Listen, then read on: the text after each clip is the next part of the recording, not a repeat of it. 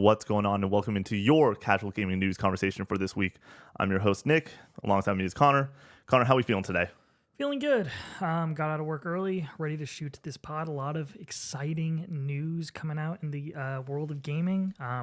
All the rumblings that are starting coming into the new year of announcements and such, and we're getting that Xbox Developer Direct like we're going to talk about here shortly. But yeah, exciting. How are you feeling? Feeling great. Obviously, there's just a lot of pressure with all the TikTok news, but I'm excited to shoot this show today. I've not been able to wait for this show all week with the Developer Direct news. We have a place to talk about these things was the thing I just kept on saying during this entire week with the Twitch streams and then on TikTok Live. Everyone just kept on asking, like, you're going to hear our thoughts on the casual gaming news conversation. Do you want to just hop into this proper, get into the housekeeping? Yeah, sure. Let's go for it. Hell yeah. Housekeeping for you.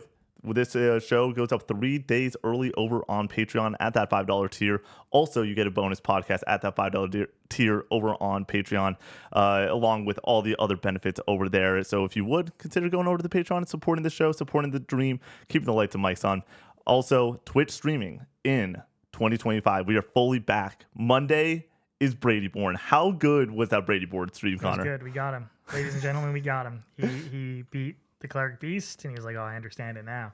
And went up to Gascoigne, got his teeth kicked in a little bit, but the feeling of defeat that Brady had earlier in the stream seemed to evaporate, and the feeling of the want to go back into the fray over and over again seemed to creep in completely by the end of stream. So he was like, yeah, I'm going to grind some blood vials here off stream and get ready for the next go around and be ready to kick Gascoigne's teeth in at the start of next stream. So it's exciting that he's enjoying it, and it's a fun watch. So it's been so much fun. For me, Tuesday and Thursday, Metroid Prime, this is one of those games, Connor, that it's like, do I think that like it's a masterpiece or it's blowing my mind? Not necessarily, but I completely understand all the people that are like, yep, this is one of the greatest games ever, from level design, music. You're playing a Metroidvania in third person or in first person. I know that that's just like sounds normal or whatever, but it feels so good getting these level ups, getting these power ups, even if it's just like, I can increase my missile capacity by 5. How the fuck do I get over there? And then like figuring it out and doing it through the traversal in first person, it feels great. Took you all of one stream to start getting completely lost. Oh, dude. I knew this was going to happen. I am so lost in this game, but shout out to the people that are helping me out during these streams. And then on the Wednesday stream, Connor is playing Nier Automata. Connor, how are you enjoying this one? It's cool. Yeah, I like the vibes a lot. It's so funny to have played Stellar Blade, which is so clearly inspired by Nier Automata, that like to go in the other direction and play Nier Automata, it's like, damn. Like the music is very much the same vibe. The world has like this post-apocalyptic robot future type deal with it, which is obviously very, very Stellar Blade in a lot of ways. So like it's fascinating. It's great so far. I'm really enjoying it. I got through the tutorial without dying, which is big time, because if you die in the tutorial, you go back to the start of the game, which is I guess like one of the endings or something. But I got through it. I'm enjoying the combat, enjoying the open world like areas or whatever, and I'm curious to see like how I would play this on stream and how I would play it in my free time. It feels pretty different. Like I'm picking up a lot of side quests. There's a lot of like little activities to do, and would I be engaging with those in the same way as I am on stream? I don't know, but the combat is good so far. I'm enjoying that aspect. The music, like everybody says, is fantastic. So I'm excited to keep on keeping on with Nier Automata. So. It was interesting. I stopped in, as I do with your streams pretty often, and I couldn't get hooked. Like I couldn't like get hooked into the gameplay aspect. I was mainly watching you yap it up, where like coming off of Yoshi's Island, I was really hooked into the gameplay and seeing what that game had to offer. So it's interesting. I don't know if I'm going to be ever like get to Nier. Like it's sort of my mindset after watching only a couple hours of it. Would you implore me to go and get to this game? I don't know yet. I mean, based off of what everyone says, I can see the vision, and I really appreciate a lot of aspects about this game, especially about like the different gameplay like mechanics. Like it switches from like a full-on action game to like a top-down shmup, like like on a whim, like in the middle of boss fights, which I think is really cool and interesting, and I'm excited to see how that like develops over the course of the entire game. But Would you like that? Would you like that kind of aspect That of it? sounds pretty cool, but it's also just like I like my straightforward action, third person, over the shoulder. Like that Yeah. is my bread and butter. So having something that's going to switch up the formula even a little bit, I'm like, I might have just enjoyed and stick with Stellar Blade because Stellar Blade was really So far, I think my Stellar cup of Blade tea. has like more tailored combat, if that makes sense. Yeah. It's trying to do one thing and it does it very well, whereas this is trying to do a lot of things. And so far, I think it does all of them pretty well, but I don't know how it's going to pan out over the course of the entire game. So For sure. Also, join the Discord. It's linked in the description below. We have over 2,000 members over there playing games, hanging out, having a bunch of fun. Merch. We have new merch. This design was released and announced on Call of 64 Day. It is a sick ass design. We need to order our own still for this batch because I definitely want to get some of that in the building for sure. And then review us over on Apple Podcast Services. They do help a lot. Shout out to all the people on the Patreon that are also dropping comments about the new slates and shows. If you want to go and drop those comments, it helps us with some feedback. Do the same over on Apple Podcasts, especially for this new show, because this is obviously a brand new thing. We're trying to get better every single week, including like not having voice cracks in the middle of the housekeeping. Connor, are you ready for our first story? let's do it. This is from Joe Screbbles at Xbox Wire. Headline: Developer _ Direct returns on January 23rd, a celebration of what's coming for Xbox players. Quote, "It's time to get a look at what's next. Developer _ Direct is back. On Thursday, January 23rd at 10 a.m. Pacific, 1 p.m. Eastern, 6 p.m. UK, fans will get an inside look at a selection of highly anticipated games coming to Xbox Series X, PC, Game Pass players, and Game Pass players this year. Presented by the creators themselves, Developer _ Direct offers an in-depth look at upcoming titles, how they're being created, and who's creating them. We'll visit Compulsion Games in Montreal, Canada to learn more about South of Midnight. Head to Montpellier, France to see Sandfall Interactive for a look at Clair Obscur Expedition 33. Stop at Legendary id Studios in Richardson, Texas to check in on Doom, The Dark Ages, and visit a surprise location to see another studio's brand new game. Connor, this got announced the other day. What's your excitement level for this showcase? I mean, from what we already know from those 3 games that are guaranteed, I would say pretty high. Though it's one of those situations where I don't really need to see more of South of Midnight. I feel pretty confident about that one. Clair Obscur, I'm already sold on, and that's probably coming pretty soon because they said spring last time we saw it. I think that it's gotten pushed to summer window. Now you can look that up real quick, but the last time I checked it, I believe it said summer. Okay, and then Doom: The Dark Ages. I wonder if when this is coming out, how soon we're gonna see it, but I'm already sold on that as well. I mean, it's more Doom with a medieval setting backdrop to really kind of put it over the edge of making it something new and unique from the previous titles. So I'm in on that. I'm excited to see more gameplay from all of these studios. I'm excited to see what that new announcement is. We definitely have a story later that it could be that based off of potential rumors of an Oblivion remake, remaster. Apparently, this has been clarified that it is not. That it is a brand new game. It is not a game that we've heard about yet, which I think completely opens up everything. We'll talk about that in a moment, but just to stay on the 3 games and the announcement of it. Yeah, I'm excited about that, and it's also interesting. I'm curious with that new title. It feels like Xbox has like everything announced for all their major studios that. It's got to be someone outside of the first party, you would imagine. Well, and they've done that in the past with they showed Visions of Mana last year. So let's bring in what is this mystery game? This is, in my opinion, slam dunk, take to the bank, 85% chance it's Double Fine's next game. It is small enough because like Double Fine doesn't make huge titles, right? It's small enough that like it could just fit in this year in a spring or early summer release date. I think that. It's not going to be Psychonauts 3 or anything. Like, I don't think it's going to be that big. But if it is even smaller, could they do it again, Connor? If you do it again, I'm going to freak out. Shadow Drop at the Developer Direct. Could be like a Broken Age style, Grim Fandango style experience with a point-and-click adventure that they've been known to make.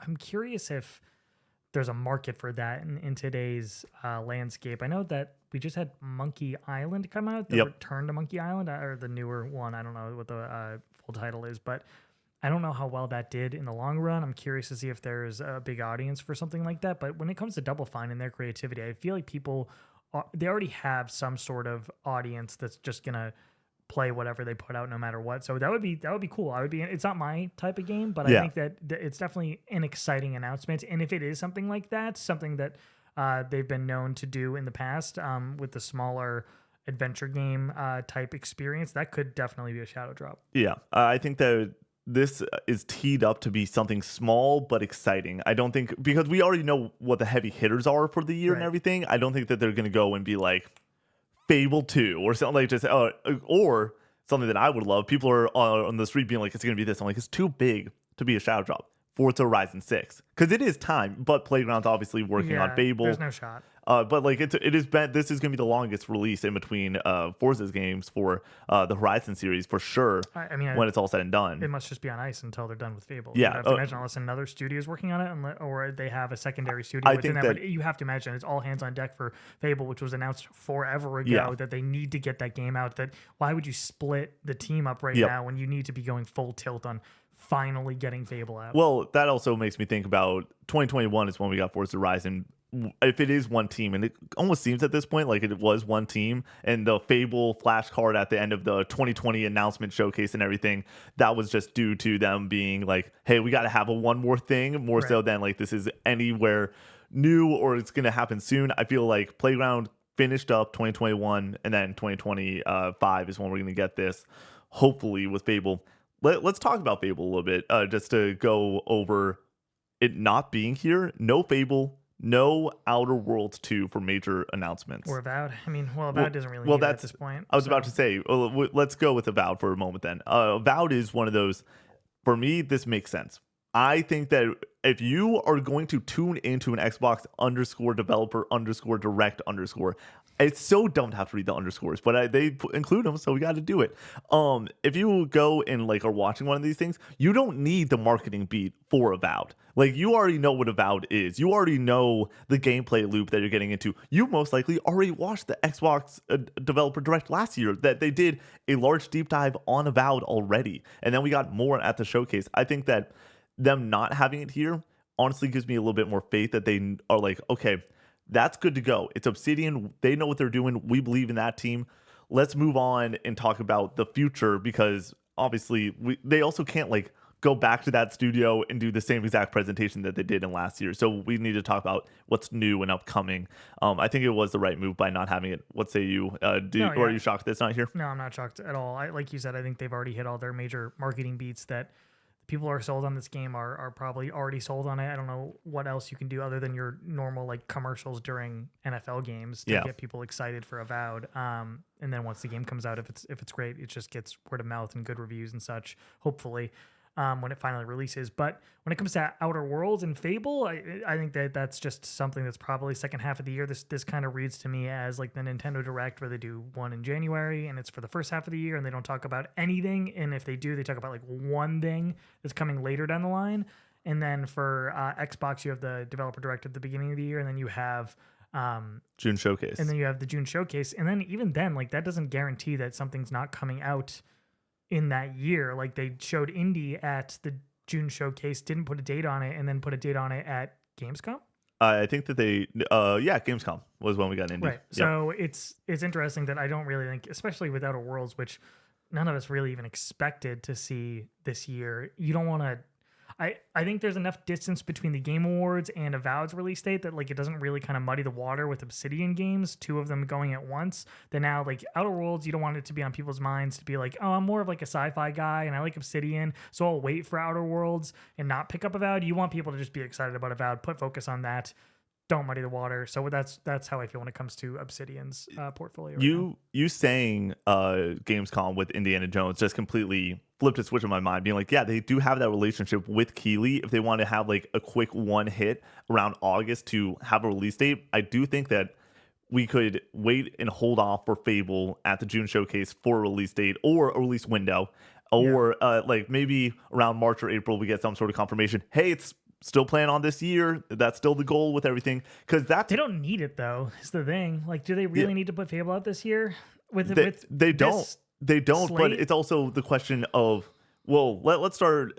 Let me get in on this excitement level. I'm at like a 25 out of 10 when it comes to these games in particular, just mainly because South of Midnight is like a top 3 most anticipated for me this year. Completely keep forgetting that that's on the slate. For what we're already talking about. Yeah, like this is going to be fucking awesome to go and have. Most likely, I think that we do get a release date for 2 of these titles. I think you get it for Clair Obscur, and I think you get it for South of Midnight. Yeah, I concur. I think that those 2 are guaranteed. And then I think we get a window for Doom. I think that they'll do a summer or fall window for Doom. And with they don't really like doing that though. They do. We got a fall window for I'm talking about the first developer direct that we got some fall windows. You get one for indie, right? You got a 2024. We got a winter. No. Oh, was it just 2024? Yeah. On that image? Okay. I don't think they ever said winter for indie. I think they just kept saying 2024. That checks. I can pull up an image of it. Until they finally had a release date. Yeah, but I do think that we're going to get those 2 release dates locked and loaded. They did. The main reason I know this is the Forza date. I remember being fall and people like when we had that first developer direct. They don't do it at all. I'm just saying that they like. It doesn't seem like in recent history that they've been putting windows. I mean, I think this is just like I think we talked about this last week, where it's just developers don't want to be tied down to any. They don't want to let people down. We'll have a news story in a moment about that too. The game comes out when the game comes out. Don't promise anything until you feel confident. Even putting a window on it at this point can just come back to bite you in the butt. So why even do it? That like with Fable and it possibly not being this year, which honestly, them saying 2025 and what their slate currently is, I doubt that it's 2025. And the reason for that, another thing adding to that, is Outer Worlds, where they didn't need to say 2025 for that. They could have just said nothing. They could have just showed another trailer and been like, okay, but if the fact that they showed it and they already have Avowed announced that they must feel like there's some confidence in that is definitely coming out in 2025. You would have to imagine.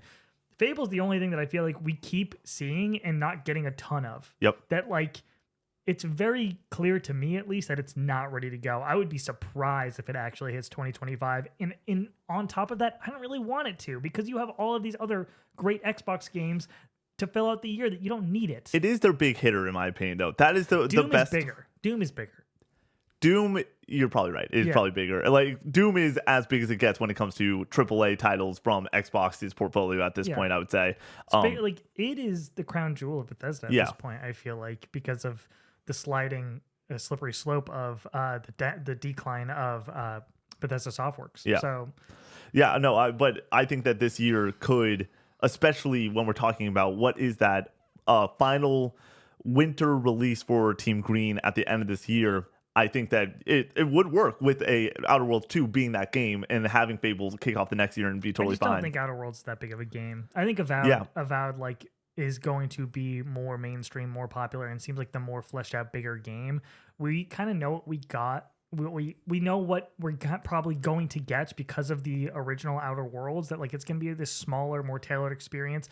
And do I think that it's probably going to like open up a little bit more? Sure, but like the Outer Worlds didn't set the world on fire. I think Avowed has the opportunity to do that. This is you calling your shot in like the most definitive way. Where last year you were damn right with Helldivers 2. This was a game that you continuously championed. Avowed, here you are again. This is like the 48th show in podcast, and they're like, I think that this thing is gonna fucking deliver. It feels fairly obvious to me. Like you already have this hole in Xbox and in gaming in general. It feels like for this like first person open world ish like adventure game that Skyrim and Elder Scrolls has left open, because we haven't gotten one since 2011, that like people want this kind of game, and I feel like we're not getting it. Who else? I mean, Kingdom Come Deliverance, but that's more like hardcore. This seems more mainstream and more inviting to everybody. It's Obsidian, who's like this long story developer who everybody seems to love. That it's on Game Pass. That has only really hit pretty well, like in like since New Vegas. They haven't really put out a dud since then. Even the weird stuff that's like smaller, Pentiment and Grounded. People love Grounded. People love Pentiment. Like, why would you not assume even the games that the game that I think you can point to that is like somewhat of a lesser game is the Outer Worlds, and it's still a beloved title. Yep. Like it's not as beloved as Grounded or Pentiment, but I still think that Outer Worlds is well liked. Yeah. So like, if that's the floor, And from what we've seen from Avowed, I feel like the ceiling is so high for that game that you start in February with that, then June for South of Midnight. So let's start playing this out a little bit more, because I think that's a really interesting conversation to have. Did you get confirmation for Clair Obscur? It said summer 2025 when I looked it up on a quick release date. Summer 2025. Interesting. Yep. When did they must have put out another trailer? They must have had. It wasn't. I don't think it was a trailer. I think it was just a tweet release. Whatever. Hey, this is not. Spring seems really soon. Spring honestly. seems really soon, but I could also see it be one of those spring/summer things where it's like May. I think this is coming to Game Pass.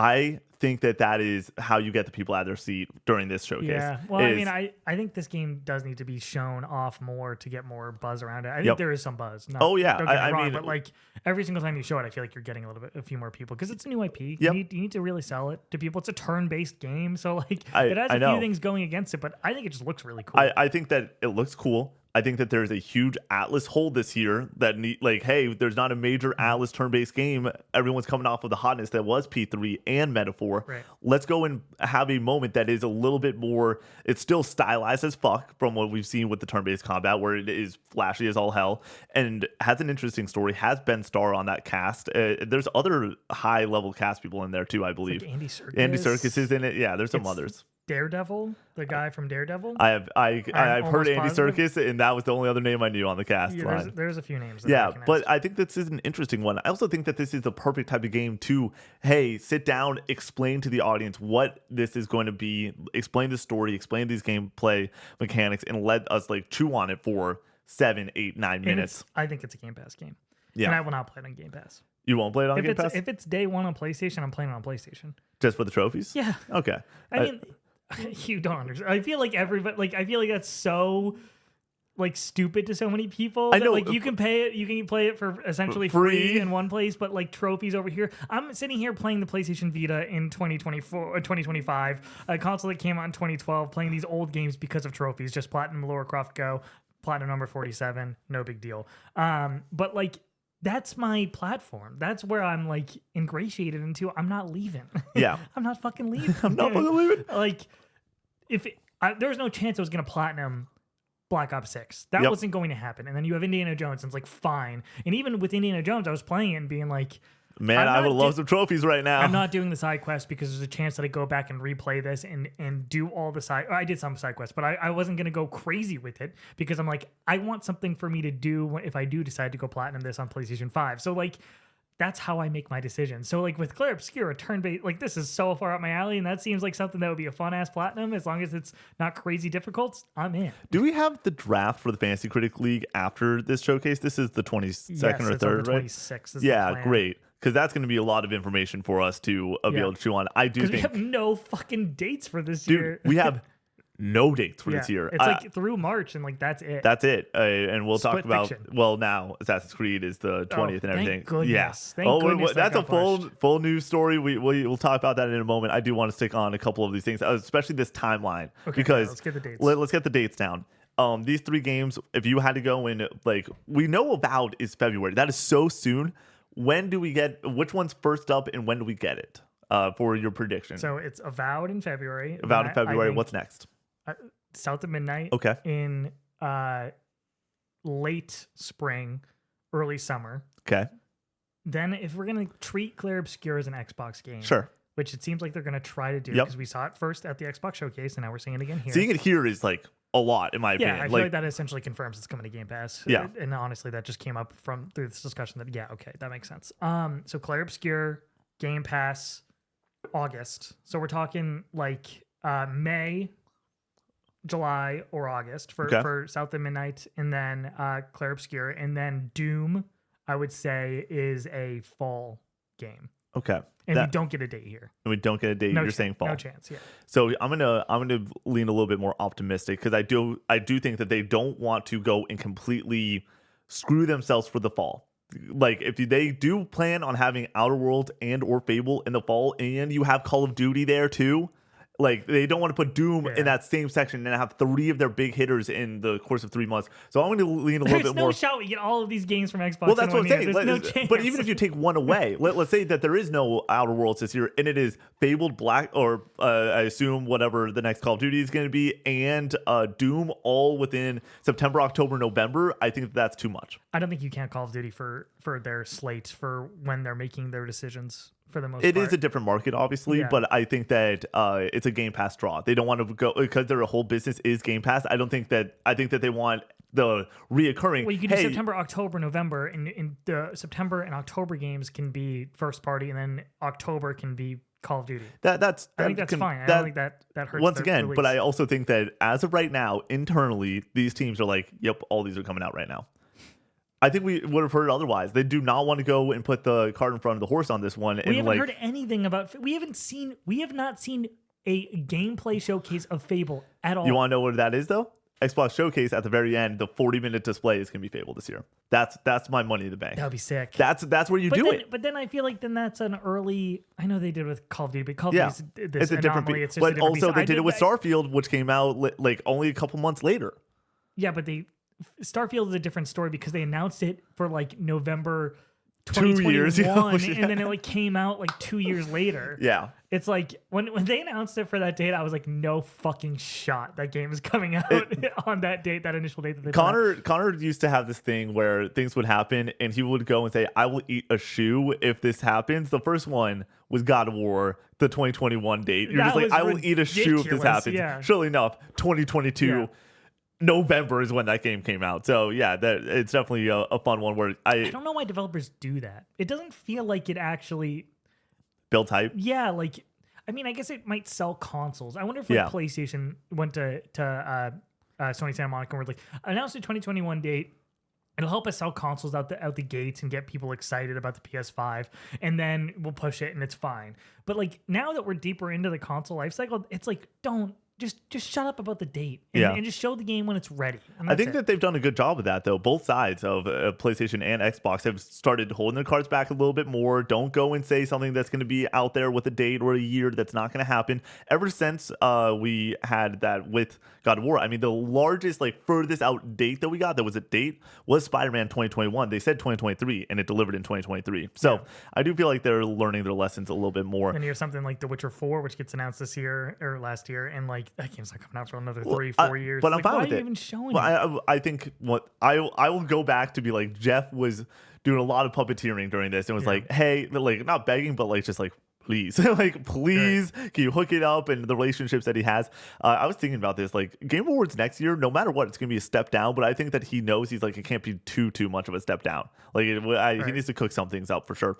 But yeah, I'm going to go and lean a little bit more optimistic with this timeline, Connor. I'm going to start out with number 1. I do think South of Midnight's first. And I'm going to go and throw out, we get that thing in April. I think that is a huge key of like backing these things up a little bit and like figuring out.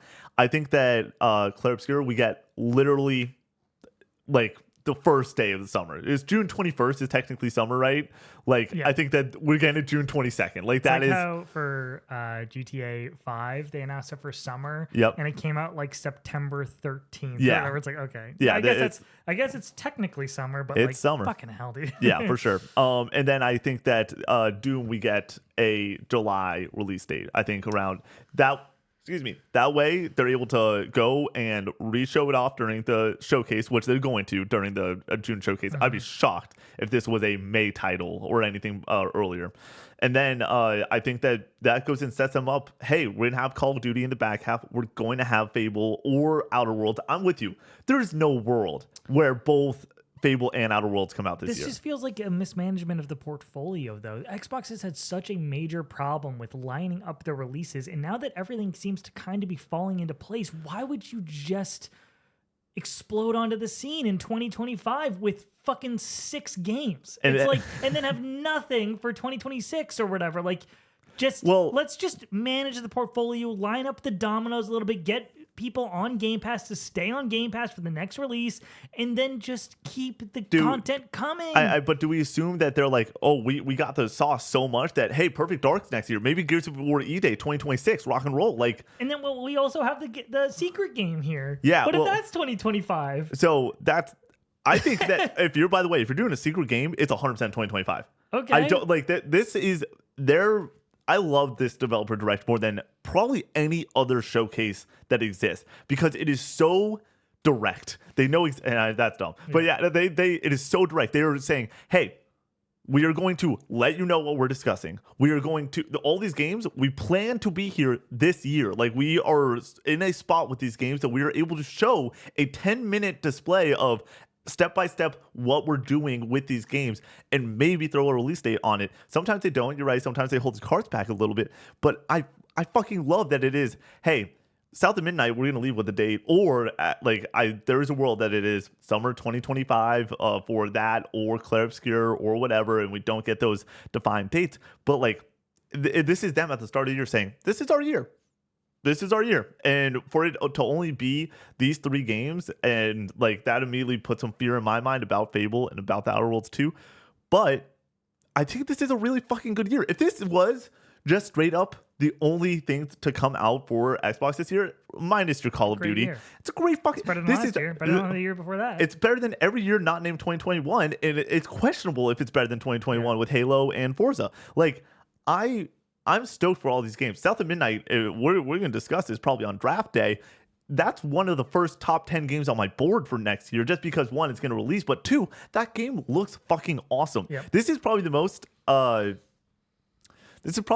like guaranteed first party that's not Bethesda game to come out that I'm like, yep, this is going to be an 85 plus. I don't know. I don't believe in compulsion that much. They don't have this like major history of making excellent games. It's not about the history of excellent games like we have with Obsidian and others from their portfolio. It is literally just watching this game and being like, this looks like they're making the next step. Yeah, sure. This is a huge I could see being those like, it didn't perform too well with the numbers, but like if critically it's a fucking darling and absolutely shows up and shows out. And then Clair Obscur is like, I'm stoked for this game. I'm like, this is a game that can't count it as a win for Xbox. Oh, I definitely agree. It's not exclusive. It's not exclusive. But I also think that is it's on their stage. That is a marketing push by them. And if it is on Game Pass, then sure as fuck it's a win for Xbox if it's on Game Pass. And then Doom is fucking Doom. Yeah. Like we're gonna get to see and hang out with the fucking Doomslayer for 10 minutes on in a couple weeks. And then you have the secret game. So if that's their year, that's a great year. Why do we need Fable and the Outer Worlds in the mix of this? Well, I think why not save that for 2026 and have it be Outer Worlds, Fable, Perfect Dark.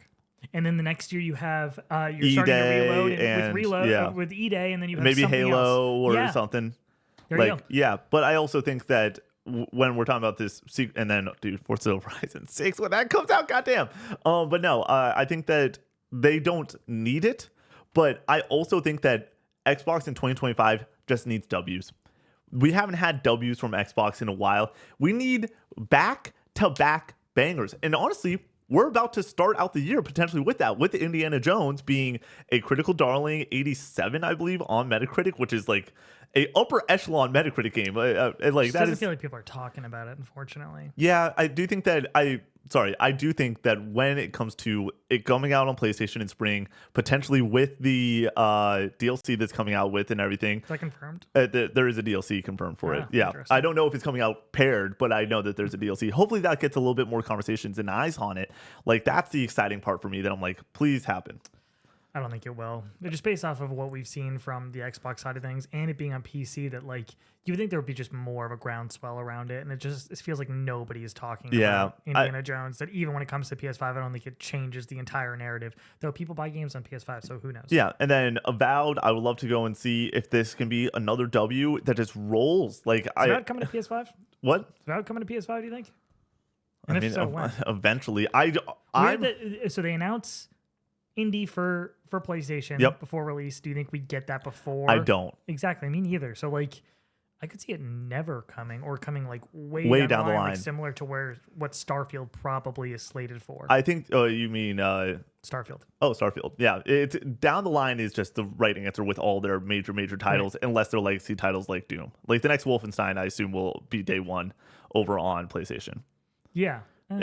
It's such a bullshit conversation, and we have to have it, and we're gonna have it a lot on the show throughout the next year. Do you see the Halo rumors today? Oh, what up with that? Chief Collection coming to PlayStation and Switch 2, I'm not. eventually. I'm not seeing this in this year. Oh shit! I mean, that would be exciting as fuck. I saw that on Twitter. So okay, I was about to say I have not seen it on. Did you look? I mean, like I literally just looked at VGC for to pull up our next article and everything. Yeah, so that might not be anything. Yeah, but I think that this is an exciting time. Last question for you on this news story. I know we've ran a little bit long on this one, but man, oh man, once again, I'm just happy this show exists to talk about these fucking things. Do we only see 4 studios? Yes. They've already shown last year they had a little surprise, and it wasn't even that big of a deal with Visions of Mana that now they're showing that they are gonna have a surprise, and that's all you really need. So here's my thing. Year 1, 6 games.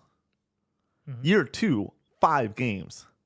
Are we saying that year my question is, it's 4 big games. I understand. And then a fun announcement, and if it is Double Fine, which you've convinced me it's gonna be Double Fine. Yeah. That's a big deal. I also want to throw this out there because I got excited about Double Fine. I said 85% chance. I'm going to throw out 10% chance. 10% chance it's Obsidian with another one. They don't stop, dude. Yeah. A third game for Obsidian does not sound out of the realm of possibility. It's like Insomniac, where it's just they want to be part of it. They want to have another game out there. No shot. But I'm talking a Pentiment level. This is super small. I would not say never. That's all I'm saying. Yeah. I could see it being something super small and weird. And that's what the slot is, it feels like for me. And if that is, by the way, this year, I think that it's also pretty soon. So maybe your timeline makes a little bit more sense than mine, where it is a little bit pushed out further. I'm not, by the way, going to get my hopes up that my timeline is correct, because I think don't want that's your timeline to be correct. Yeah, you want it to be just these 3 games this year plus the fun extra one and go from there. I'm gonna ask you a little choose your own adventure. Do you want to go straight into the next Xbox story, which is the Virtuous, or do you want to talk some Nintendo? Let's do the Virtuous one. Yeah, let's go and keep the Xbox love going. This was a story that from a few days ago. This is Tom Henderson at Insider Gaming. Virtuous is working on an unannounced remake using Unreal Engine 5. Quote, a developer's LinkedIn profile has revealed that Virtuous is working on an unannounced remake for current generation consoles using Unreal Engine 5. First spotted by X, formerly Twitter, user Timur222, the informant comes from Olsiki Moscow Bachenko LinkedIn page. Sorry for butchering your name. Who is a technical art director at Virtuous. His description of his current work simply reads, unannounced UE5 PS5 XSX PC remake. In December 2024, several rumors began to circulate that Virtuous would be developing a Elder Scrolls 4 Oblivion remake on Unreal Engine 5, which was further corroborated by leak Extras Ones, who said that the game could be announced at the heavily rumored Xbox Direct, which is believed to take place in January. A little bit further into the article, nonetheless, we shouldn't have to wait long to know if the rumors are true, if the announcement is set to come during the Xbox Direct, which Windows Central Jez Corden also recently claimed would be announced very soon. Like I said, this story happened a couple days before the announcement of this. It has then been said that it is not this unannounced 4th game. It's not going to be this. It is going to be a brand new title. But then again, like I said, what are the odds we get a 5th studio in here? What if we get a 5th game? And honestly, if you're talking about things to fill out the year and be not a huge Fable, Doom, but be a awesome title to go and get the Xbox fans super stoked, I think that this kind of makes sense and will work. But it's not an Xbox fan thing; it's a PlayStation fan thing too. That it kind of splits the middle on the excitement that you show it at the developer direct and it shows PlayStation 5. It's that's more exciting because there's more PlayStation fans out there for them. Just by mass that you would imagine that game's gonna be fucking huge. Yeah. if it's well done, we've had a million bajillion Skyrim remakes and remasters or whatever, that Oblivion getting some love and there being this long wait for Elder Scrolls 6 that people are fiending over Elder Scrolls, that this would be a huge announcement in my opinion, and it would be cool to see it at the developer direct for sure. But I refute the fact that it's an Xbox win. I think that it's just a video game win. Oh, I think it's a video game win also. But once again, the reason we went to this news story was just to keep it around this developer direct and everything. Why wouldn't they be doing Fallout? You know what I mean? I think that's part of it, where it's like, especially with season 2, where are we going to get this Fallout there was action so many and love? rumors that were like, we need to get Fallout like back into play. That like some sort of remake would make so much sense. I wouldn't be shocked if we get the showcase in June and there's some sort of Fallout announcement. I feel like there's got to be some sort of Fallout announcement at that June showcase, just because hey, we got to reload for season 2. This is going to come out Amazon Prime. It's a huge fucking hit. Let's go and deliver the goods. But I also think that you're right that this is so fucking big that this is just a gamer win if it does happen. To bring it back though to the developer direct, I don't think we see it here. I think that this might be a June showcase thing, if not a partner showcase thing, where they might do one of those in the March like they've done in October before, where it's, hey, here's 20 games. Some are big, some are small. We want to just go in and talk about some partners and hang out. I could see that being the case for this one. Obviously, it's like an interesting one with it being Virtuous Studios. Yeah, I don't think you can do this announcement at one of those partner directs in the same way that we just saw the FBC game from Remedy. Like, if that's the peak, or like that's what we've seen can be announced or something like that, Oblivion remake is like 15, 20 times more exciting than that. Like, this is a big news story, in my opinion. You can't just shove it into a partner direct that very few people are going to be excited about. I do also think that you can't shove it into a developer direct for that reason, too. I don't think it's enough eyes. You can do it just like on a random Tuesday. No, I think it's June Showcase then. Okay. That's June Showcase or SGF. Those are the two places. SGF would be cool. That would be a big announcement. I also think though SGF too. You play ball with Xbox. Hey, Keighley did it with Indiana Jones. This isn't going to be an Xbox exclusive. It's not a bona fide Xbox W day one. They want those June showcases to just be W's. And like Doom, obviously some of the wind was taken out of the sails when it was thrown up. Hey, it's going to be PS5, but that was on Twitter. That was after the fact. This will very much, in my opinion, be like, it's going to pop up and there's going to be PlayStation 5 on there, maybe even Switch 2. They're not hiding it at this point. Yeah, like the fact that they announced Indiana Jones for PS5 and the way that they did, like in a very ceremonious way. Yeah, that like everything that's coming to PS5 at this point doesn't seem like it's going to be hidden in this way, which I think is a bad move for them. I think they should kind of be more sneaky. Just put it out on Xbox Y or whatever it is, the Xbox blog, and just like it's also going to PS5, yada yada yada, and then go from there. But like for Oblivion, I think you're right. Day one, they'll announce it for PS5. Would you be excited about this if this were to come out this fall? Yeah, like here's my thing. Would I be excited about it? Sure, I'll give it a try. Am I a Bethesda fan, especially probably an older Bethesda title? Not so much. Like this isn't a slam dunk. I might be first person action adventure gamed out after Avowed for a little bit too. Yeah. So like even if it's in the same year, I might just be like, eh. Yeah, I feel like once again we're just talking about how good of a year this is going to be for Xbox and just like what their releases are. It doesn't have to be like Xbox W's like we've brought up, but it can just be like their portfolio of games that they are producing, because basically they are third party at this point. Like it is a huge fucking year, and this would just be another banger game. I just feel bad for Phil Spencer and the guys up top who clearly have been lining up the dominoes for this moment, for an awesome Xbox year to maybe right the ship for the console, for their console, and get people to go out and buy Series X's with console exclusivity, and they've right at the finish line been like, never mind. Like it's coming to PlayStation. I don't think it's them doing it. No, it's not their, that's why I'm saying I feel bad for them, that it's just like this clearly is not their plan and they're being forced in this direction. And at this point, it's just like, I guess it just is what it is. And the die is cast for Xbox, the console, I think, when it comes to ever having this like massive mainstream appeal like it did during the 360, and right at the finish line where they could have turned the ship around. I still think that there is a chance where like they're so just destroyed at what's happening here when it comes to Xbox in their next year. But like when we're talking about what 2026 or 2027 could look like when they do the handheld and they do something else, maybe this is just a huge speed bump in the way to go and get to there and have it be this rocket ship of fucking awesome titles for the next 2 years, and then the new handheld comes out and it is, hey, it's Gears E-Day, hey, it is Halo Battle Royale, or the 7th installment in the Halo series. We're never getting that Halo Battle Royale. You've been talking about it for years, Nick. It's never happening. Connor, it's one of those things, it's like Bloodborne Remake, where it's like, it will happen eventually, but it's fool's gold to go and actually predict it for an actual showcase or try to pinpoint when that's going to happen. Because it's too good of a fucking idea, and it's too much money to be left on the table. But yeah, I'm with you. When we're doing the betting special on this show, Right. not on this show, on the bonus podcast, I will not bring up Halo Battle Royale. I promise it won't happen. But yeah, I'm excited about this, but it's the level of excitement when it comes to, this is about to sound really stupid, Metaphor last year, when it's like, I'm excited about it. I probably won't play it. Like it's cool. I probably won't get to it. Do you want to move on to the next one? Let's do it.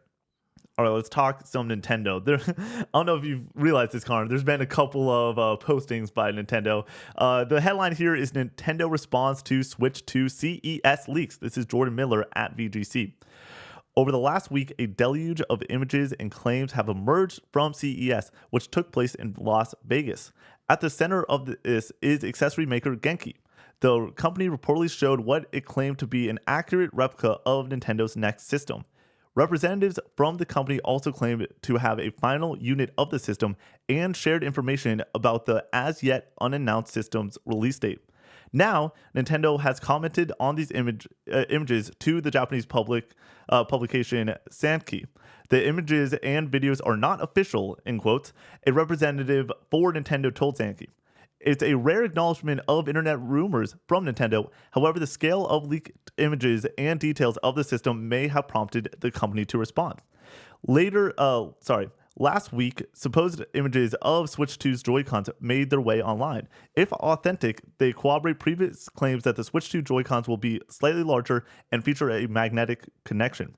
This week, a reliable leaker with history of posting accurate renders of unreleased tech, such as previous Samsung phones and Pixel devices, has posted a 360-degree render claiming to show Nintendo's next console, which it claims is the most accurate look yet at the Switch 2, end quote. Connor, this is an odd one, because originally the story that I pulled was talking about the leaks.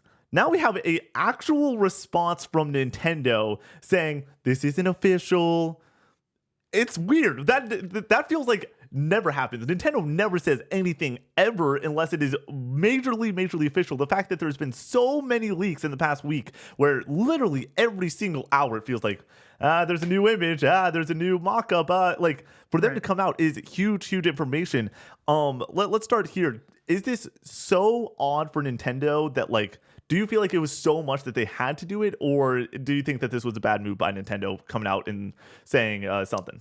I'd have to say something, but at the end of the day, I don't really think it matters one way or the other. I think that it would, if they really cared about these leaks that much, they would have had put the console trailer out and just gotten ahead of it and just been like, okay, the first leak comes out and they're like, oh fuck, we have to just announce this thing.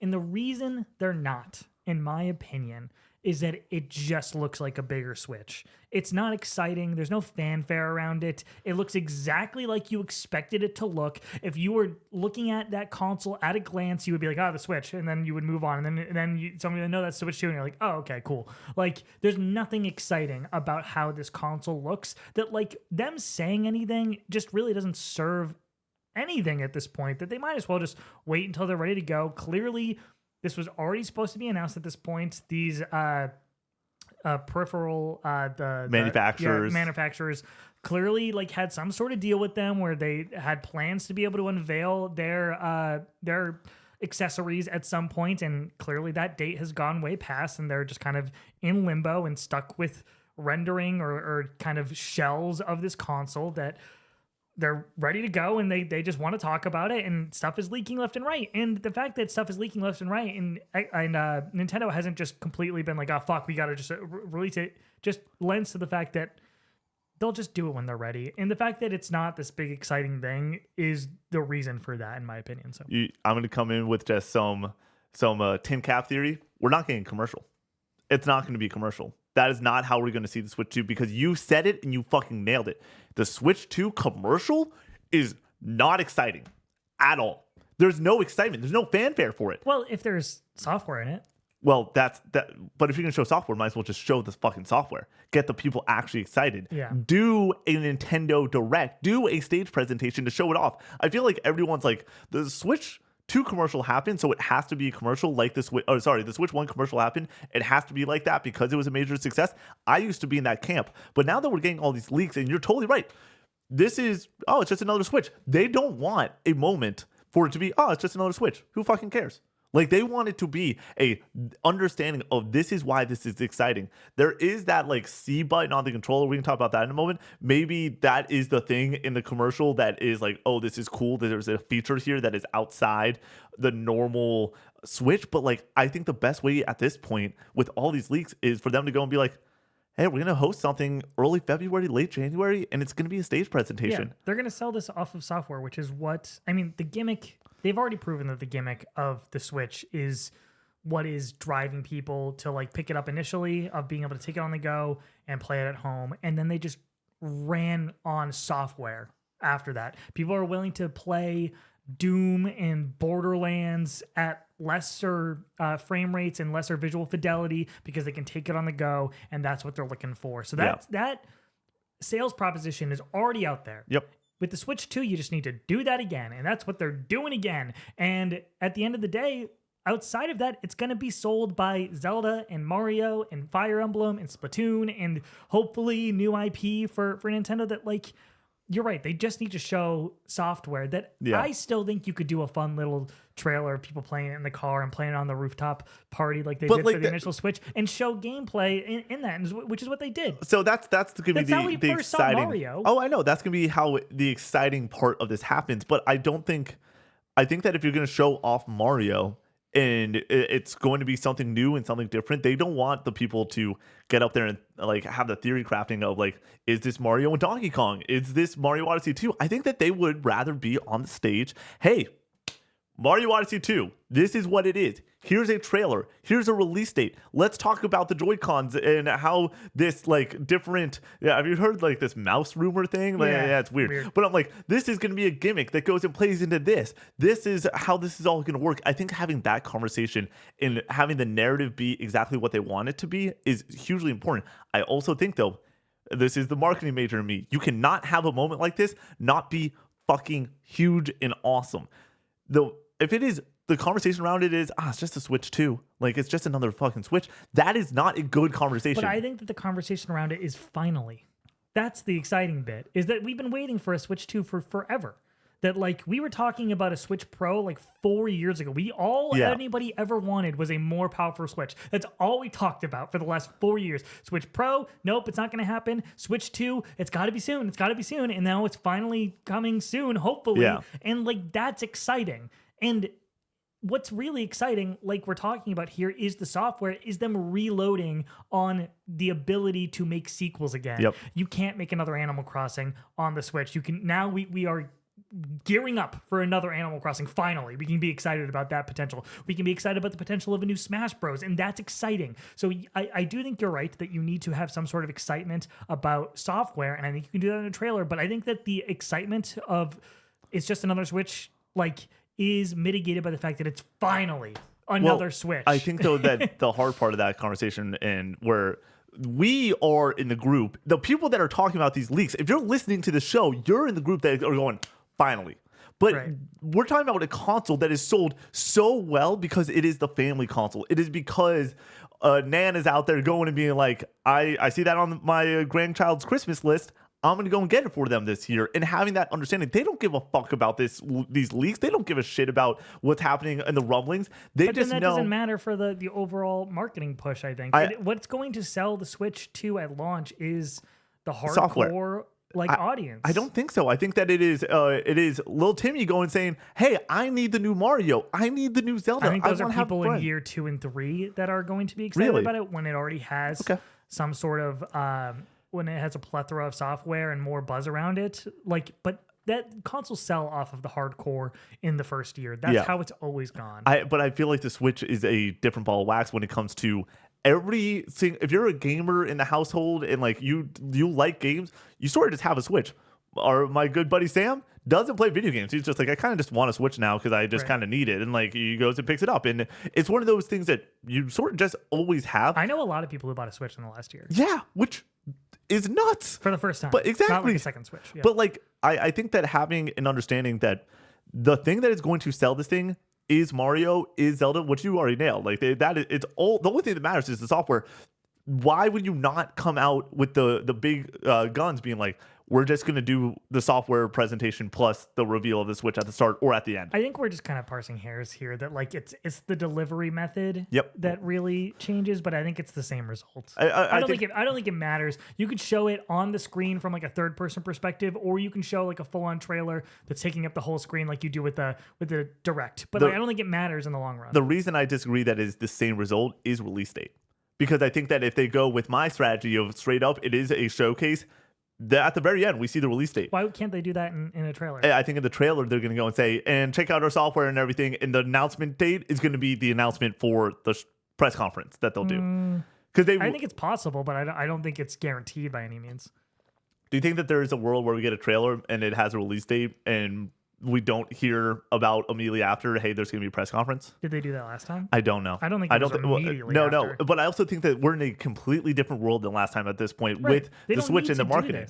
Yeah, they don't need to market it for shit. Exactly. So you just do the one fun trailer and then you do a Direct after the fact and it sells itself. It doesn't need this like... You don't need to reinvent the wheel on how you push something like this. Yeah, it sells itself. Oh, it's the Switch 2. It's a more powerful Switch of one of the consoles that is the most is going to be second or first in highest grossing sales ever. Yeah, that like for sure. It's gonna happen. Yeah, it's gonna sell on its own. So like. But I don't think how you deliver the message matters at the end of the day. I agree. It doesn't matter necessarily. I'm just now in the boat, though, as what I believe, if I were to timeline this year, I'm not going to talk software. We've done that many times on many different shows. But if I were to timeline just the cadence of these releases and how it's actually going to go at this point, I do think either late this month, it would be really funny if they did it on the Xbox Developer Direct Day. Just saying. That would be fucking hysterical. I don't think they would. They've gone on the same day as other... They've done them at PlayStation in September. And they're partying together every September, it feels like. But I think that late this month or in the first week, like February 7th being that last date. I don't know how the weeks work out. So maybe it's like February 8th, February 9th.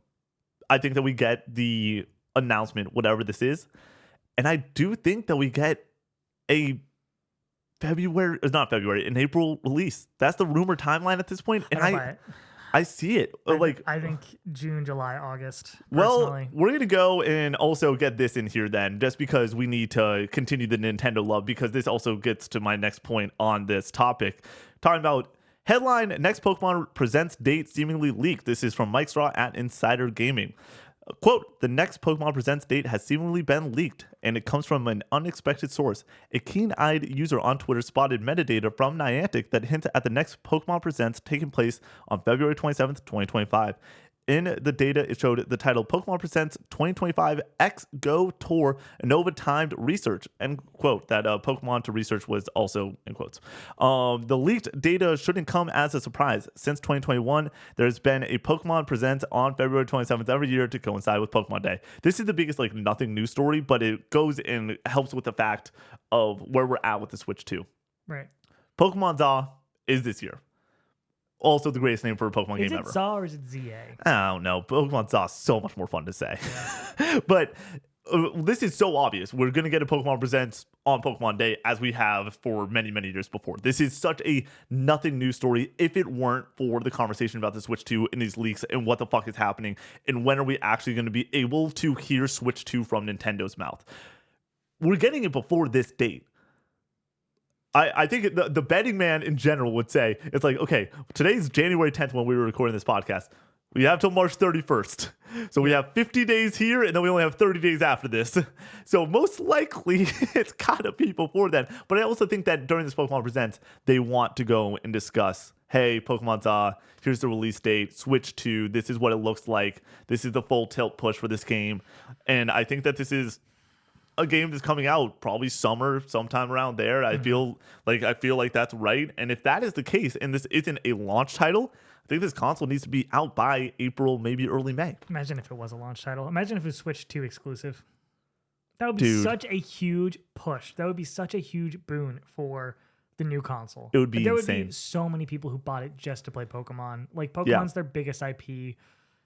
They would be so smart, but you can't give up 140 million Switch originals with possibility of selling this game to another them. 10 to 20 million. Yeah, you can't give that up. I get it, but I think it would be interesting if they did that. But I think that it helps the narrative that it could be before then, the announcement for the Switch 2, but I don't think it guarantees it. I think this could be a Switch 1 game, and that's Do you think it's just a Switch 1 game and then gets an up-res port down possible. the line? Yeah. So are you at the point still where, like, because we haven't discussed this on this show ever, and not on Casual Gaming too often. It's normally just a, hey, we're on Twitch or something, quick conversation, or I'm calling you on your Twitch stream to talk about this shit.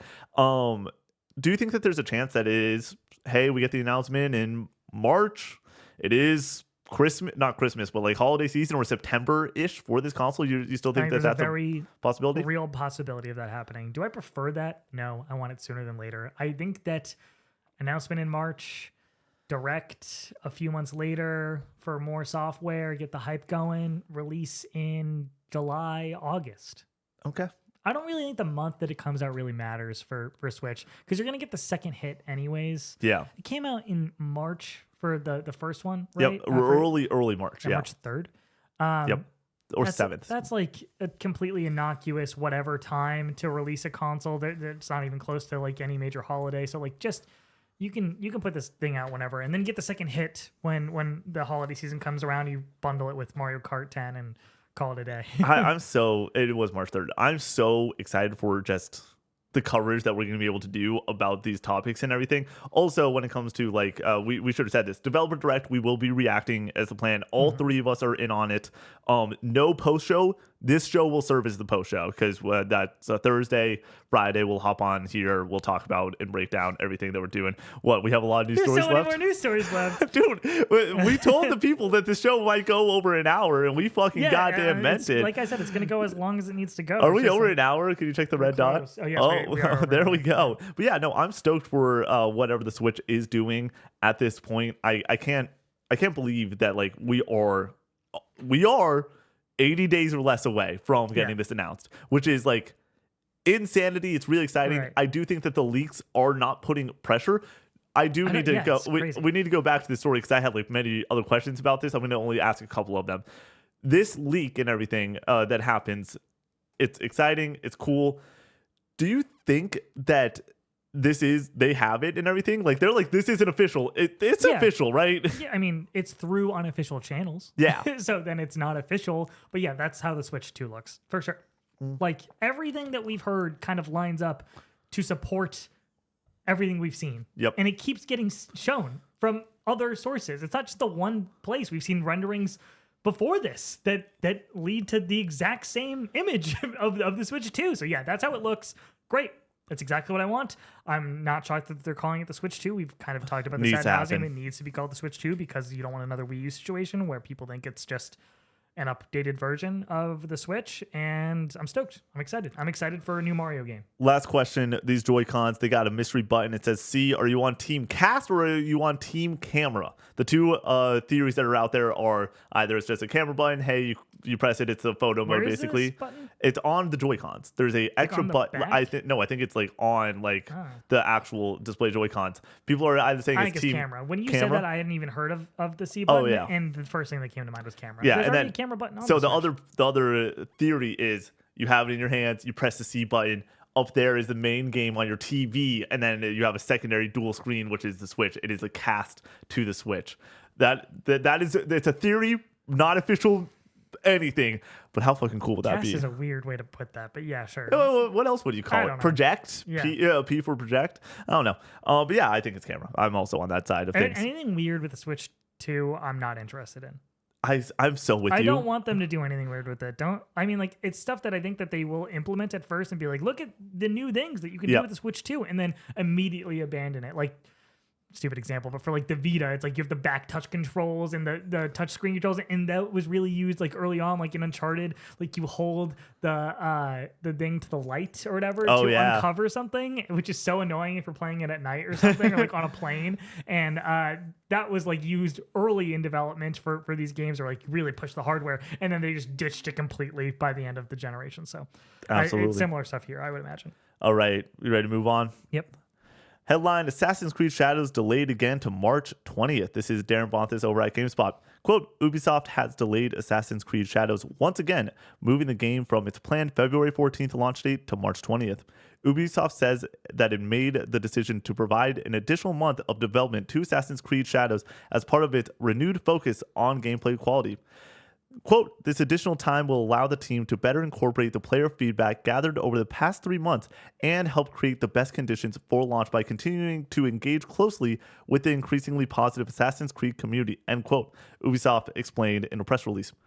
That is the end of the story. Connor, I'm going to start out with this. Does this help or hurt its release? It helps it a lot. Yes. I mean, we don't know necessarily what the landscape is going to look like in the next few months with what's PlayStation doing? What's Nintendo doing? We don't really know. Like Xbox, we just talked ad nauseum of is there something that's coming in March? So we'll see if this gets swarmed by other releases. But right now it's Split Fiction, which I don't think takes away from Assassin's Creed, and then Assassin's Creed for March. And like in February, it was a lot more crowded. I was not going to play Assassin's Creed Shadows for sure because it released in February around Monster Hunter and Avowed is the big one. That it's just like, no, I'm not playing this over those two. But now that it's in March, I'm like, oh, maybe. And everything I've seen for this game, I'm like, this looks good. I mean, I like Assassin's Creed, the newer ones. I liked Odyssey quite a bit, just a little bit too long, too bloated. Hopefully they kind of scaled it back with the bloat when it comes to these open world Assassin's Creed games. But I think this helps it overall. I'm more interested in it now. They can use the additional time. I would suspect that it has nothing to do with needing the additional time. I think it just has to do with a better release date. But, I mean, more time to not crunch and polish things up, I think, is a good thing as well. So my next question to you what does this 1 month really help with when it comes to the delay? The answer is you are not improving this game in a month of push. You're not. It's debugs. It's you're just working bugs at that point. Yeah. And when you're also only talking about 1 month, like a 4-month delay, what the first delay, that's them being like, the game's not polished enough to be released. We're going to delay this for a while. That makes sense. 1 month to me is, hey, Kingdom Come Deliverance 2, Avowed, Monster Hunter Wild. We do not want to play ball with you guys. We will get completely screwed over. I think that Ubisoft knows that it's Assassin's Creed. It will sell to the Assassin's Creed fans, but the people that are like excited about games and want to go and play something about once a month and have some fun, especially a single player game where Split Fiction is such an interesting title that's not going to capture everyone in the every console, every game person. This is the game. Like, this is a great spot for this game. There's nothing else around it as of right now, and I do think that there's a good chance that, hey, Double Fine, XYZ game, that could be March. That works in my mind. Cool, whatever. South of Midnight, hell, it could be March. I don't know. But like, I do think that this is a great spot for this because it is the major AAA third-party release that month at this point, and it's going to dominate March. And it needs to be huge for Ubisoft. This is their last hurrah. Yep. If this doesn't hit and sell gangbusters, which I suspect that it will. Yeah. I think this game is going to be great. And it's Assassin's Creed, and they sell really well usually. And they're really putting all their chips on the table and saying, like, we're all in. And if it doesn't hit, I think that their future is totally in question, as if it already isn't in question. That, like, this is do or die time for Ubisoft. And I imagine that this game will hit. It will help them. I don't think it totally puts them on the right track or whatever, but it buys them some time. And they know that. They know that they need a massive hit here. And I think these delays kind of lend to that narrative being the truth. So we'll see. It's on their books for this year because March 31st is the end of the books for the game industry for almost every company. And I think that they're like, cool, we can keep it on this year's books and get it out of the fucking way of these major releases. Like, this is, if I am this Ubisoft team and I'm just trying to go and like realistically be like, how can we not have to sell ourselves and like we need this to launch in the best case scenario? This is it. This is them going all in, saying, yep, we are going to make this the best thing ever. They showed off the have you seen the parkour? The parkour Looks sick. Looks fucking awesome. I'm like, that looks really fun. I want to do that. I've never liked the parkour in Assassin's Creed games because it's just you hold the button and it just kind of does it for you. But I mean, it's definitely more flashy than it used to be. Well, that's the thing where like I want a flashy game, and I feel like Mirage was just such a like tight, hey, this is not a huge open world. This isn't gonna be this expansive experience. And then Valhalla was launched on PS5. there's a bunch of other titles at that point. This feels like the first time that they're going to have a chance to like release a game that I'm not predicting this. There's a chance I counterpick it in a few weeks, but like I think that this has a chance for Game of the Year type of quality. Like with Odyssey, what that did. Obviously, it's a very big year, so it's going to be tough competition. But like what I'm seeing, and I'm like, Odyssey got nominated. Yeah, exactly. And so this feels like the first major at bat for this franchise. They gave it a ton of more time than any other like large title in the series. I think that this could easily be a fucking huge win. It dominates the conversation. Also, it is far enough off of Monster Hunter Wilds where there will be people, the casual people like you and I could see us being super in on Wilds for about 20 days. And then we move on to the next thing. That's enough time to, hey, let's hop over and play Assassin's Creed Shadows. Let's get excited about this one. I think that this is like when we're talking about W's and wins, obviously a delayed game is a lot better than a game that's rushed and comes out with a bunch of bugs. But like, I think that this is, like you said, it's not remotely about debugging at this point. This is, hey, business, we need to not put this game in February. February was way too much of a shit show. It's also funny when they initially pushed it, it was like, okay, like, yeah, it's got Monster Hunter in a couple weeks, but it's fine. And then Avowed gets pushed, and then Kingdom Come gets its release date, and it's just like, well, fuck. Like, we cannot release this game around other titans in the industry, like Obsidian and Capcom. You want to move on to the next one? All right.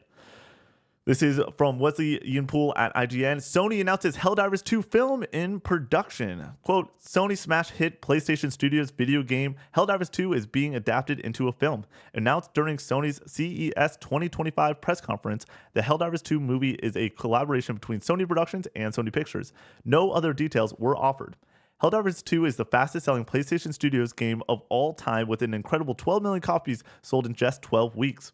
It's currently enjoying a resurgence after the release of the long-awaited Illuminate update, which adds a third faction for players to fight against.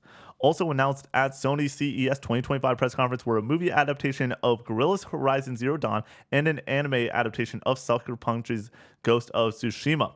Connor, Helldivers 2 film, this is like my favorite conversation to have with you because sometimes there's news stories you're not too passionate about.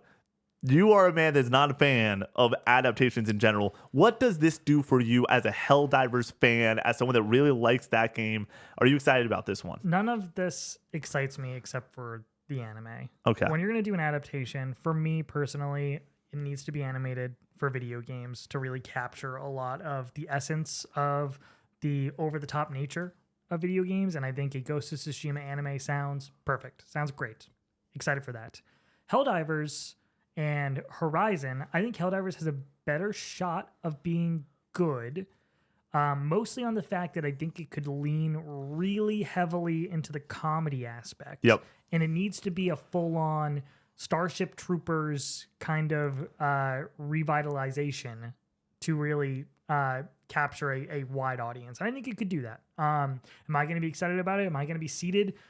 I might be seated just for like coverage, yeah, but I'm not going to be super stoked on it. I don't, as a fan of Helldivers, I'm not like, oh, that's what I need in my life is a Helldivers movie. I just want another Helldivers game eventually. Yeah. That's what I'm looking for. I get why they're doing it from a business sense, but Horizon, I just can't imagine that the CGI in modern Hollywood can really capture the scale and the world of Horizon. And I just think this is going to end up looking really tacky and not very good when all is said and done. Like, even in the largest of stages with like Marvel, like these animators are so overworked and like underpaid that like I cannot imagine that they're going to be able to deliver the goods on how ridiculous these robot dinosaurs are going to look at the end of the day. If they can't do it for Marvel, I can't imagine they're going to be able to pull it off for Sony's Horizon movie. Like, it's just, I just don't feel like the die is cast for this already. I'm not excited about it. I don't feel confident in it at all. So yeah, I will say, thank God it's a movie, not a TV series. I think that the first it needs story, budget. Yeah, I think that it needs budget. I think that the first game story, if you're just adapting that, makes sense. You can do that in 2 hours and have the reveals and have the points and a couple of major action set pieces. Like, that makes sense to me as a movie. Will I be seated probably not. Unless people are like, bonus casual gaming conversation, $5 Patreon tier. Let's go. Let's get the boys in on this and have some fun. Sure, maybe we do a spoilercast movie review or whatever. Yeah, but I then could again, see us doing that in the future for sure. What? I could see us doing that in the future for sure. That checks out. But like, I don't think that like this is going to be the most exciting thing. Then the Ghost of Tsushima anime, exciting, yes. Will I watch it? Probably not, just because it's a series. Like, and series are hard for me to get into in general when it comes to a lot of things. I watch prestige television, and that's really it. You can get me in on The Penguin. I'm going to watch White Lotus in a couple weeks. I'm going to watch The Last of Us. Fallout obviously was like a fun one for this, The Bear, but like, I'm not like, this is a tough one for me to be like, yeah, like, do I think this is going to be quality and great? Absolutely. Will I be there day one excited for this one? Probably not. And that's a little upsetting to me. The adaptations I really like are Cyberpunk, Edgerunners, and Castlevania for video game adaptations. That I think those are really high quality, stand on their own, just like excellent television. The deal with this, though, the studio that's making the Ghost of Tsushima Legends anime has the only work I've seen from them is The Duel, which I think is the name of the episode from Star Wars Visions, the anthology. Thank you. Pull that one out of my ass. I watched that episode. Cool episode. Great episode. CG. Really? Yes. I thought it was hand drawn. No, I mean the characters look, at least to me, like very CG. Okay. Which has gotten better in recent years. Yeah. Like we've come a long way from the Berserk adaptation that everybody hates that is CG, but so it can be well done, but generally speaking, not my preferred anime style. So we'll see how that turns out at the end of the day. If the story is really good and the animation is of high quality, I can see this being really interesting and really cool, but I'm not completely sold on it by any means. Yeah. And then for me, Helldivers 2, this is one of those that like, I think I could get like, not just you and I to watch it. Maybe Sam's in town for a weekend, and I'm like, hey, like let's go and like enjoy laughing our butts off for a while. This is one of those that will really benefit from like early reviews. Hey, it's like got like a 70 on Rotten Tomatoes. Like this is a like fun, comparable, complete movie. Like as long as it's not a trash fire, I think that there's going to be a lot of fun to be had. I do expect though that there is a chance that those two major motion picture releases are the classic video game adaptations. 23 on Rotten Tomatoes, 35 on Rotten Tomatoes. But I think that recently we've been taking major steps in the right directions with adaptations. But like the silver screen is like a little bit PlayStation iffy. Productions hasn't completely missed. They haven't missed. No, I mean, like even for stuff that I don't think is of the highest quality, like Uncharted, it made $500 million at the box office or something like that, which is a massive success. I had so much fun watching that movie. Yeah, it's fine. Like when I say so much fun, I mean like I just want like more Uncharted fun and like whatever, and we're not getting it from games. I'm fine with it. Like being, hey, let's watch Mark Wahlberg be stupid for a little bit. Why not? The last story that we got here is another movie story, but this one I threw in there because it's near and dear to me. Headline: Final Fantasy VII director would love another movie based on the game. This is Tom Ivan over at VGC. Quote: Series brand manager Kitase, who directed Final Fantasy 6, 7, and 8, is currently serving as producer on the Final Fantasy 7 remake trilogy, who was asked about the potential for a movie or TV adaptation during a recent interview. Quote: We don't have anything officially planned, and so this is strictly my personal sort of wish. But yeah, I've heard about various Hollywood directors and actors playing Final Fantasy VII and many creators who also respect the title. End quote, Kitase told Danny Pena. Quote: I've been hearing things about creators out there who are very interested in the property, who love the Final Fantasy VII universe, he continued. And so, yeah, personally, I'd love to see something that comes out of these creators in terms of like a cinematic or some kind of visual piece. End quote. Connor, you think he's talking about Robert Pattinson at all there? I think there's a chance. Yeah, I think there's a chance. Him talking about Aerith and Tifa, which is so funny. I love that video. But yeah, I think that my question here is, what is after remake trilogy finishes up? Because like you're not gonna just have Final Fantasy VII on the bench when it comes to a property. Why not? For forever. Oh, forever. Forever. Well, yeah, that's what. There's too much money to be made. I'm not saying that. Oh, we're gonna get a movie in 2 years after. Why can't you just let the remake stuff go away? It's too big of a property. It is like when we're talking about the biggest video game IPs, it's like Metal Gear. It's like, okay, the only reason we're not getting more Metal Gear is because Kojima is completely done with it, and it is tied to Kojima. But guess what? We are. Metal Gear Solid Delta is right? There's too much money. I get it, but you can do something with the Final Fantasy IP and make money off of it, generally speaking. And the counterpoint to that is that these Final Fantasy VII remakes or with Rebirth are under-delivering. So it's not like this cash cow for them that just prints money that you have to go back to the well on. I think a large part of that is the money that has to go into some of these games and how expensive they are. And so they needed to deliver a certain amount. Cost a lot of money, I know it's going to cost quite a bit. Live action Final Fantasy VII. Oh my God. Robert Pattinson playing Cloud. Dude, you know me, and you know what my response to something like this is going to be. I cannot imagine being, I'm 24 now. I think this game's coming out in 3 years. I can't imagine being 27 and being done with Final Fantasy for the rest of my life. I hope that's the case, personally. I know, but then again, you've enjoyed this story for a lot longer than I have. You can replay the game. It's not going anywhere. I want another Final Fantasy VII. You know what I mean? Yeah. Make another game with great characters and an awesome world. But we're talking about Aerith and Cloud and Tifa and Bear. I can't do this. Everything needs to end at some point, Nick. I know. There needs to be a final chapter. I'm playing Uncharted 4 right now, and I'm like, God damn, this is such a good finale and everything. But what I'm saying is, I think that there's a world that they can do more with this series and franchise after the fact. For me, I would love for them to be like, Advent Children never happened, and then do something different after the fact. Because they're referencing Advent Children in I know. remake and Rebirth. And Advent Children is the end point of the trilogy. They've already said that it will make sense with Advent Children. So so it's not going anywhere. But I once again, I said if I had it my way, Connor, remake Advent Children and make it good. Make the script better. Yeah, that's or do exactly make it something that is honestly do a TV series, make it 8 episodes and do Advent Children that way. I'd be down for that. Connor, what an episode of the show it has been.